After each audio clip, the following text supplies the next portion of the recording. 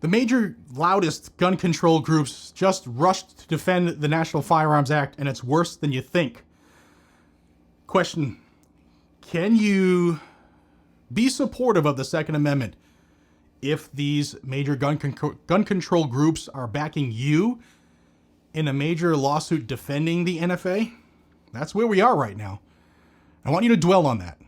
Hey everybody, welcome back to Guns and Gadgets, the premier source for Second Amendment news and your home for the truth about the Second Amendment, government overreach, and everything the anti-gun lobby and the Department of Justice doesn't want you to know. Today I'm going to break down a brand new amicus brief filed in federal court by Brady, Everytown, and Giffords, three of the biggest, loudest gun control groups in America. And surprise, surprise, they are openly defending the National Firearms Act, the NFA, one of the most unconstitutional, infringement-ridden gun laws ever to be put on the books, as well as supporting the ATF, Bondi, and the DOJ in doing so. And the way they are defending it, the arguments they make, the historical claims they twist, my friends, it's absolutely wild. The brief was filed in the Silencer Shop and Gun Owners of America case in the Northern District of Texas. It's Silencer Shop versus ATF. And it supports the government's defense of the NFA, specifically the registration and background check requirements for short-barreled rifles, short-barreled shotguns, suppressors, and any other weapons. And we're going to unpack it all for you. I read this thing, so let's dive in. And before I do, real quick, Blackout Coffee, 48 hours only. You can buy one pack of K-Cups, get one that's not falling open, and get the second one free. So if you want to support GOA, which helps support this lawsuit, because GOA, for every item of theirs that we sell, whether it's whole bean, ground, or their K-Cups, we give $2 per item right back to GOA to fight the fight. So buy one, get one half off. Use code PODS50. Link is below. Use the QR code. And support those who support you. Let's dive in here. Now, right from the opening pages of this brief, the groups tell you exactly what they want. They say that they have a substantial interest in ensuring the Constitution is interpreted in a way that allows government to address gun violence through regulation. Yeah. Translation? They want the courts to keep rubber stamping infringements. They frame the NFA as a public safety tool, claiming it was enacted because certain weapons were specifically dangerous and easily concealable, and they say that Congress had to act because criminals supposedly favored these weapons. But let me tell you something. This has been the gun control playbook for 90 plus years. Find a scary term, exaggerate its danger, and use fear to justify more government power. Suppressors are not dangerous. Short-barreled rifles are not dangerous. Short-barreled shotguns are not dangerous. Criminals do not file tax stamps, because they're the dangerous ones. Criminals do not fill out Form 4s. Criminals do not sit around waiting on ATF approval. Law-abiding Americans will and do if they want those items, even though those hoops they jump through are unconstitutional. But the brief tries to spin the NFA as a modest, measured, and even straightforward regulatory scheme that supposedly helps responsible gun owners. Folks, when the government requires fingerprints, photos, federal permission, months of waiting, and a lifetime registration database, that's not modest. That's control, complete control. Now, the brief spends a huge portion trying to paint suppressors and short-barreled firearms as some kind of terrorist's dream kit.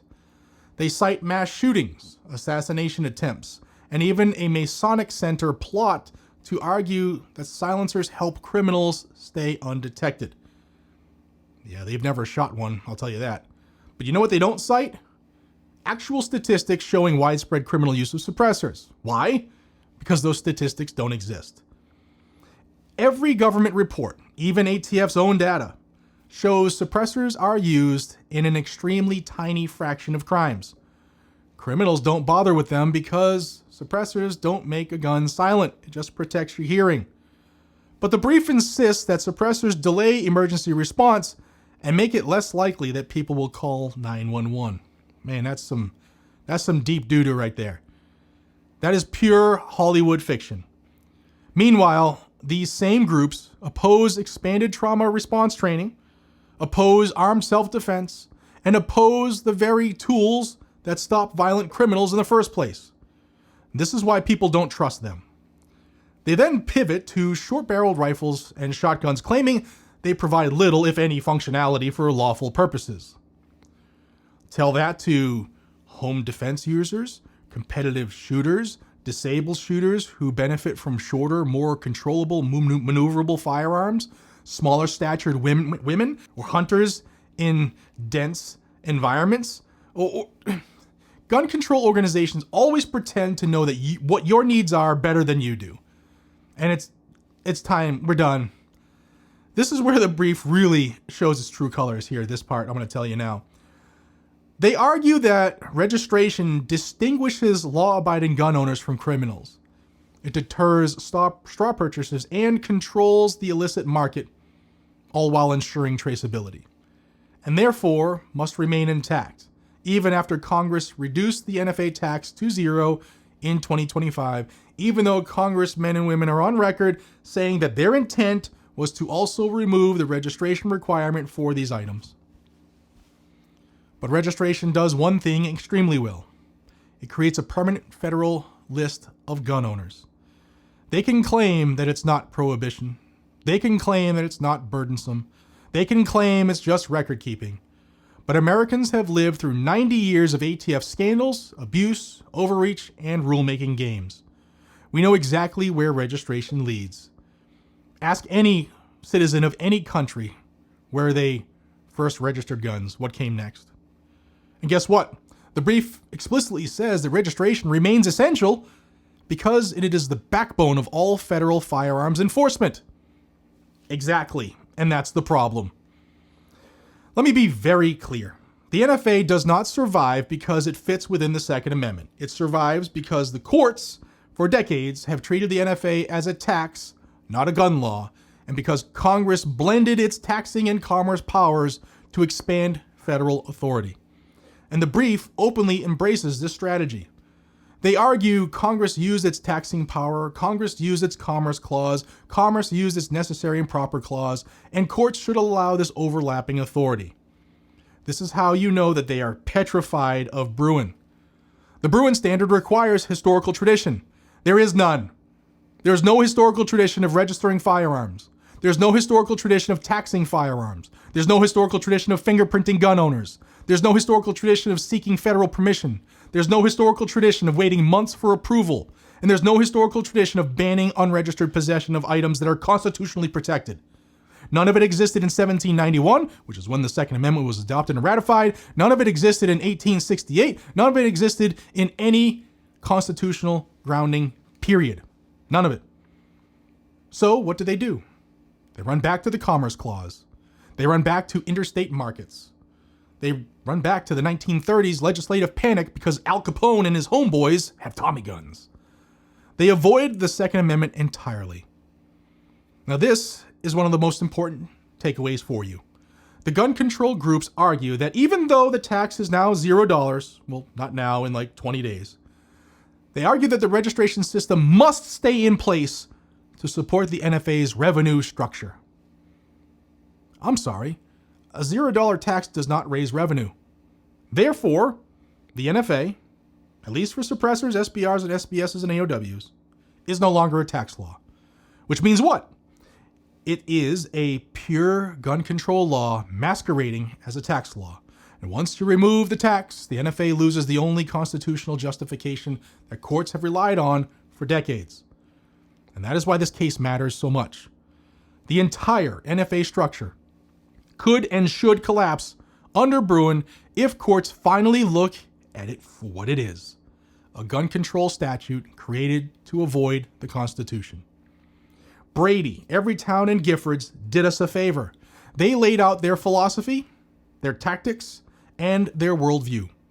Government should decide which weapons are dangerous. Government should track gun owners in a federal database. Government should require permission before you exercise your rights. Government must regulate even intrastate, private, personal gun ownership. And courts should defer to Congress instead of the Constitution. This is the blueprint for every future gun control attempt. It's in this paper. It's in this filing. But here's the good news. The more they double down, the more obvious the infringement becomes. The NFA has survived on technicalities and legal fictions for 90 plus years. Now it's facing the most serious challenge, even under Bruen, and the modern Supreme Court.